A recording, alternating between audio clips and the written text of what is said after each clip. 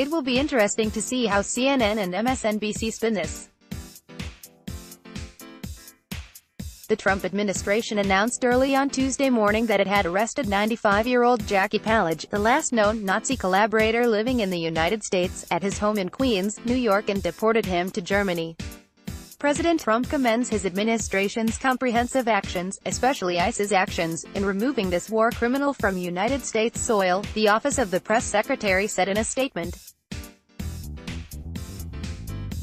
Despite a court ordering his deportation in 2004, past administrations were unsuccessful in removing Palage. To protect the promise of freedom for Holocaust survivors and their families, President Trump prioritized the removal of Palage, the statement continued. Through extensive negotiations, President Trump and his team secured Palage's deportation to Germany and advanced the United States' collaborative efforts with a key European ally. ABC News reported that Trump told U.S.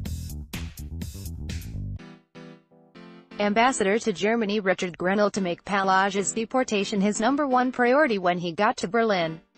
In meetings with senior officials this week, Ambassador Richard Grenell continued the 12-year U.S.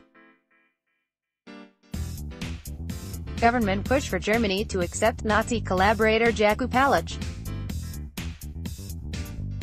U.S. Botschaft Berlin, at US Botschaft, May 18, 2018. In a font larger than the rest of the press release, the White House emphasized, Palage had lied about being a Nazi and remained in the United States for decades. Palage's removal sends a strong message: the United States will not tolerate those who facilitated Nazi crimes and other human rights violations, and they will not find a safe haven on American soil. Breaking: White House releases a press statement on ICE deporting a former Nazi SS labor camp guard back to Germany.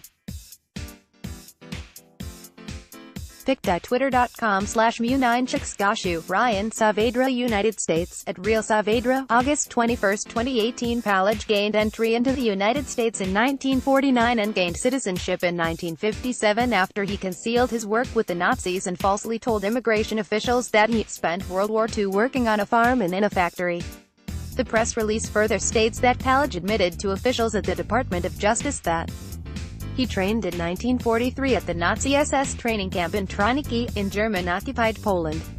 The court documents showed that men who trained at the SS training camp in Troniki participated in executing Operation Reinhard, a code name for the Third Reich's plan to murder Jews in Poland. Palage also served as an armed guard at the adjacent Troniki labor camp, the statement continued. On November 3, 1943, approximately 6,000 Jewish children, women, and men who were incarcerated at the adjacent Troniki labor camp were shot to death in one of the single largest massacres of the Holocaust. Palage's U.S.